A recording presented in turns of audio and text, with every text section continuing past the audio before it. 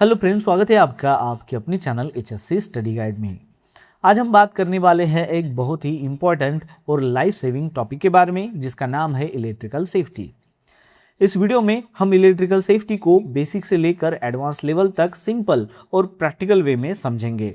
इस वीडियो में हम बात करने वाले हैं बेसिक प्रिंसिपल्स ऑफ इलेक्ट्रिसिटी के बारे में, कॉमन इलेक्ट्रिकल हजार्ड्स क्या होते हैं वो जानेंगे, इलेक्ट्रिक शॉक का ह्यूमन बॉडी के ऊपर क्या इफेक्ट होता है, कॉजेस ऑफ इलेक्ट्रिकल एक्सीडेंट क्या है, electrical risk assessment, control measures और सेफ सिस्टम ऑफ वर्क क्या होती है, पोर्टेबल इक्विपमेंट सेफ्टी के बारे में जानेंगे, इंस्पेक्शंस और मेंटेनेंस के बारे में जानेंगे, इमरजेंसी प्रोसीजर्स और वर्कप्लेस इलेक्ट्रिकल सेफ्टी में एम्प्लॉयज का क्या रोल होता है, मैनेजमेंट का क्या रोल होता है, ये भी हम जानने वाले हैं। तो चलिए शुरू करते हैं ऑल अबाउट इलेक्ट्रिकल सेफ्टी।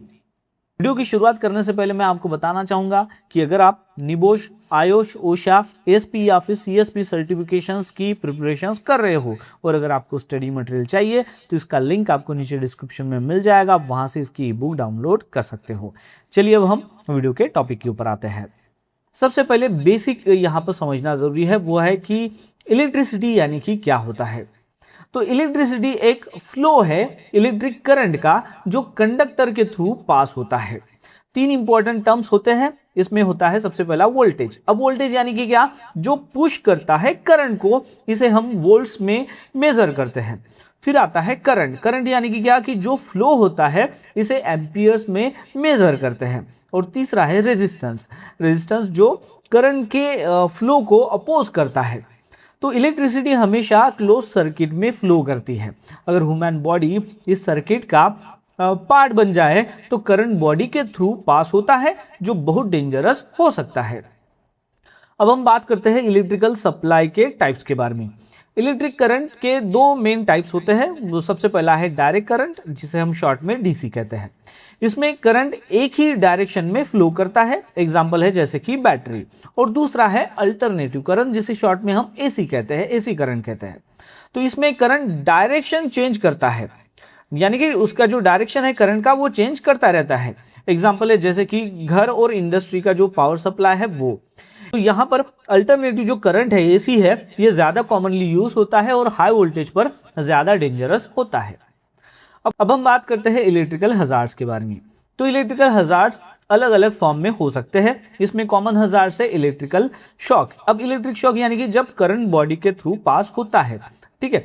फिर उसके बाद है बर्न्स, जैसे कि डायरेक्ट कांटेक्ट या फिर आर्क फ्लैश की वजह से हो सकता है। फिर उसके बाद है फायर, जो इलेक्ट्रिकल फॉल्ट की वजह से हो सकता है।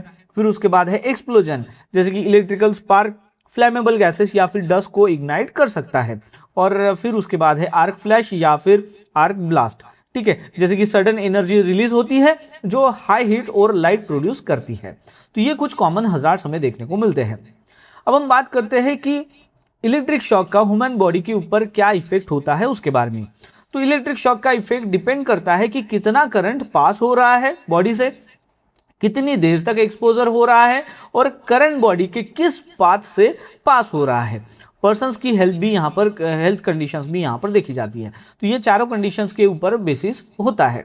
तो इफेक्ट हो सकता है इसमें, जैसे कि हल्का उसको जो है झटका फीलिंग होना, या फिर मसल्स जाम हो जाना, या फिर छोड़ नहीं पाना, ब्रीथिंग यहाँ पर जो है बंद हो जाना, हार्ट फेलियर होना, सेवर बर्न्स होना, या फिर डेथ तक सामना करना पड़ सकता है।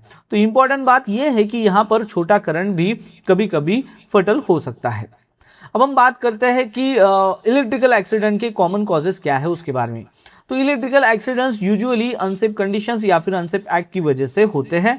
तो इसमें कॉमन कॉजेस है डैमेज वायर्स और cables, expose live parts, poor insulations, overloaded circuits, maintenance की कमी हो गया, या फिर फाल्टी इक्विपमेंट यूज करना, वेट कंडीशंस में काम करना, अनऑथराइज रिपेयर, ट्रेनिंग की कमी। तो ये हमें कॉमन कॉजेस देखने को मिलते हैं जिसकी वजह से इलेक्ट्रिकल एक्सीडेंट हो सकते हैं। एग्जाम्पल समझते हैं, जैसे कि एक वर्कर डैमेज केबल यूज करता है वेट एरिया में, जो गीला एरिया रहता है उसमें वो डैमेज केबल का जो है वहां पर यूज करता है। तो यहाँ पर कई मल्टीपल यहाँ पर टाइम्स जो है रिस्क यहाँ पर बढ़ जाती है, क्योंकि गीला फर्श है और वो लाइव डैमेज वायर है, तो हो सकता है कि उसको यहाँ पर इलेक्ट्रिक शॉक भी लगे। तो यहाँ पर खतरा जो है वो ज्यादा हो जाता है मोर देन जो नॉर्मल होता है उससे। तो रिस्क मल्टीपल टाइम्स यहाँ पर इंक्रीज हो जाता है। ठीक है, अब हम बात करते हैं इलेक्ट्रिकल के रिस्क असेसमेंट के बारे में। तो इलेक्ट्रिकल रिस्क असेसमेंट एक सिस्टमैटिक प्रोसेस होता है, जैसे कि इसके पहले भी हमने फायर रिस्क असेसमेंट के बारे में जाना था लास्ट वीडियो में, तो ठीक उसी प्रकार हमें इलेक्ट्रिकल का भी रिस्क असेसमेंट करना होता है। तो रिस्क असेसमेंट के 5 स्टेप्स है, ठीक है, जो आपको समझना काफी जरूरी है। तो जब भी आप रिस्क असेसमेंट करते हो तो वो 5 स्टेप से ही हमें रिस्क असेसमेंट करना होता है। तो उसमें सबसे पहला जो स्टेप है वो है कि हजार्ड्स को आइडेंटिफाई करना।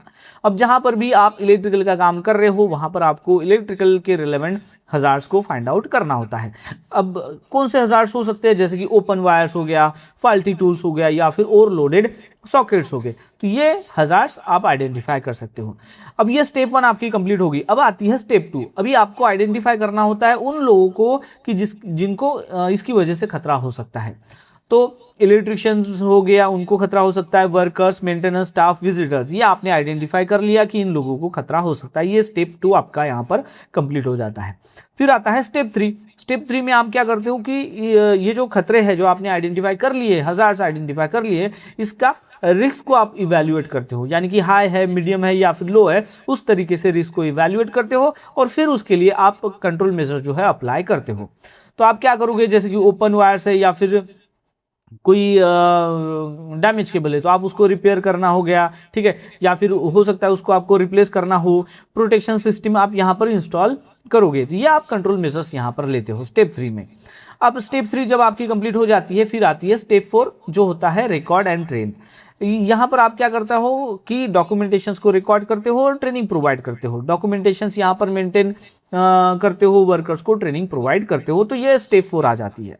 फिर स्टेप 4 कंप्लीट होने के बाद आपकी आती है स्टेप 5, वो है रिव्यू। अब आपने ये जो सारी चीजें की है तो इसको आपको रिव्यू भी करना होता है। कुछ अगर साइड पर कुछ चेंजेस अगर होते हैं तो चेंजेस के बाद आप इसको रिव्यू कर सकते हो, या फिर कोई मेजर इंसिडेंट अगर हो जाता है साइड पर तब भी आप इसको रिव्यू कर सकते हो। तो ये कुछ 5 स्टेप्स होती है, इस तरीके से ही आपको इलेक्ट्रिकल का रिस्क असेसमेंट करना होता है।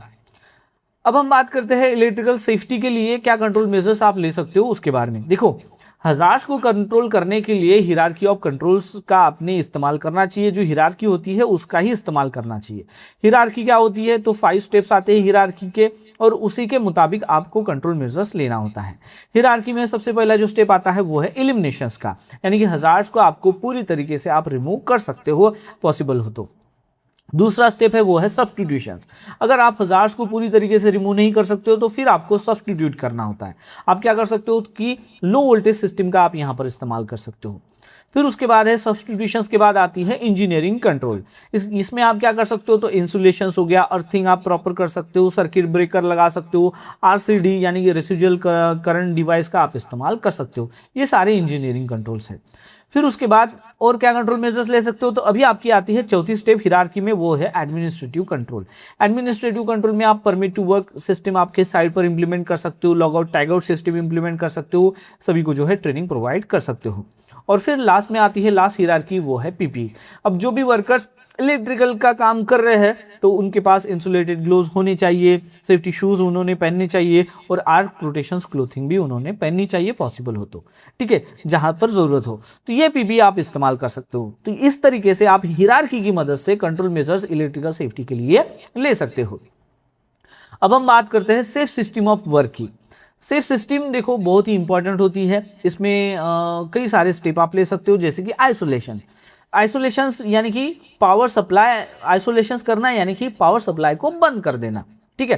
फिर उसके बाद है कि आप लॉग आउट टैग आउट का इस्तेमाल कर सकते हो, लोटो प्रोसीजर्स को फॉलो कर सकते हो। इसमें क्या होता है कि मशीन को आप एक्सीडेंटली यहाँ पर ऑन ना हो ये मेक श्योर करने के लिए आप लोटो लगाते हो, ठीक है, इसके ऊपर हमने डिटेल में वीडियो बनाया हुआ है, आप लूडो के बारे में जान भी सकते हो कि लॉगआउट टैग आउट में क्या होता है कि एक टैग रहता है और उस टैग में ऑथराइज पर्सन जो भी रहता है उसका नाम रहता है, किस पर्पस के लिए इसको हम ये टैग लगा रहे हैं, बाद में उसमें लॉग भी लगाते हैं, तो उसका सारा जो प्रोसेस होता है वो वहाँ पर लिखा जाता है कि इस वजह के हमें ये रिपेयर का काम करना है यहाँ पर, तो इसके लिए हम ये टैग लगा रहे हैं, तो इसको कोई भी रिमूव ना करे। ठीक है, तो इस तरीके से वहां पर इंफॉर्मेशन होती है, उस सुपरवाइजर का नाम होता है, कॉन्टैक्ट नंबर्स होता है, सारी चीजें आपको वहां पर देखने को मिलती है। फिर उसके बाद है परमिट टू वर्क सिस्टम, ये सारी सेफ सिस्टम ऑफ वर्क का पार्ट है। परमिट टू वर्क सिस्टम में क्या है कि आप हाई रिस्क जो भी वर्क है उसके लिए आप परमिशन सिस्टम यहाँ पर चालू कर सकते हो, यानी कि विदाउट परमिट टू सिस्टम ये काम होना ही नहीं चाहिए। ठीक है, वो आप इम्प्लीमेंट कर सकते हो। फिर चौथा है कॉम्पिटेंट पर्सन्स, यानी कि जो सिर्फ ट्रेन पर्सन है वही इलेक्ट्रिकल का यहाँ पर काम करेंगे। तो ये कुछ चारों स्टेप मैंने आपको यहाँ पर बता दी है, जिसके आधार पर आप एक सेफ सिस्टम ऑफ वर्क अपने साइड पर इम्प्लीमेंट कर सकते हो।